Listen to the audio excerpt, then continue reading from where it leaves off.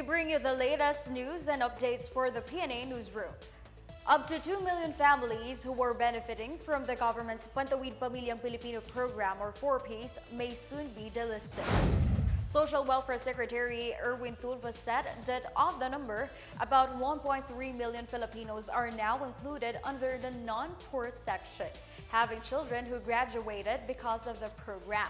Meanwhile, at least 600,000 more may be delisted due to various reasons, such as being not cooperative or cannot be located. Infectious disease expert Dr. Salvaña urges the public to continue wearing of face masks even when outdoors. In a Laging Handa public briefing, Salvaña said that amid the rising cases of Omicron subvariants in the country, the use of face masks is still significant to avoid infections. Health authorities said Omicron subvariants BA.4 and BA.5 are highly transmissible as measles, which is considered the most infectious viral illness in humans.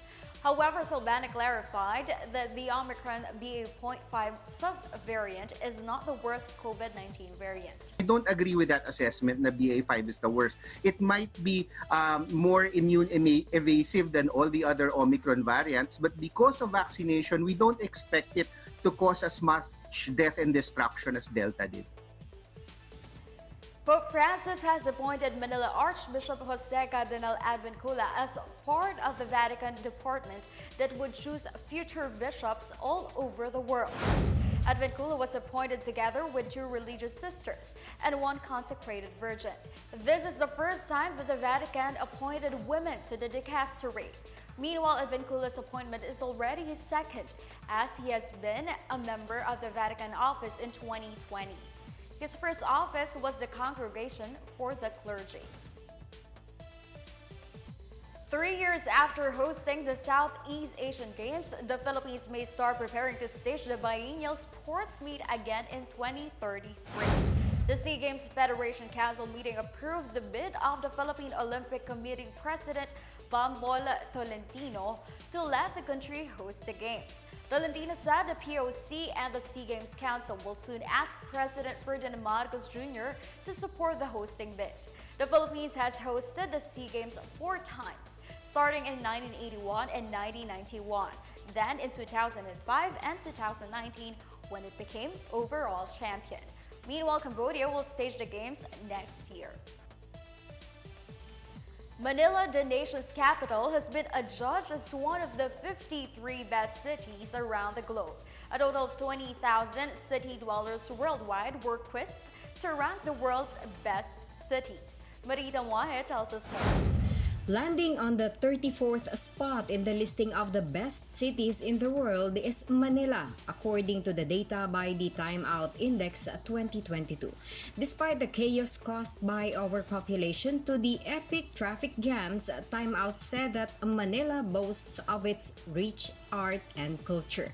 In its description of the city, Time Out said that the legacy of Chinese, Spanish, and American influences makes Manila an underrated hub for art and culture. Among the must-see and visit places in the city include Intramuros, the country's walled city with cobblestone streets, towering churches, and colonial-style villas that lend a European atmosphere to its visitors. The San Agustin Church, also found in Intramuros, is one of the most important religious sites in the country, with its adjoined museum that has impressive halls, decorative ceilings, and courtyard gardens, and a treasure trove of ornate religious objects and paintings. A visit to the historic Fort Santiago, built in the 14th century by the Spanish conquistadores and occupied by the British, American, and the Japanese, strongly focused on the country's national hero Jose Rizal, who was incarcerated there before he was executed, must not be missed. Other must-see places in the city are the Manila Ocean Park, the Baywalk, and the Dolomite Beach. During the height of the COVID-19 pandemic, Time Out said that the city's strong vaccination drive helped the city stay afloat. Manila was voted the 3rd most resilient in this year's survey, and respondents admired the welcoming and infectious smiles of Manileños. The listing said that 100% of respondents didn't describe locals as rude, making it the least rude city in this year's index. 60% said that the city was resilient, while 78% raved about its nightlife and party scene. The Manila Department of Tourism, Culture and Arts said that the acknowledgement of being hailed as one of the best cities is a clear indication of success in the efforts of the local government to reclaim the image as the country's premier tourist destination, even with the ongoing pandemic, as they assured to further improving the city's image.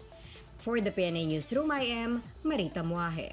That's the latest from the Pna Newsroom. I am Stephanie Savaliano. Good day.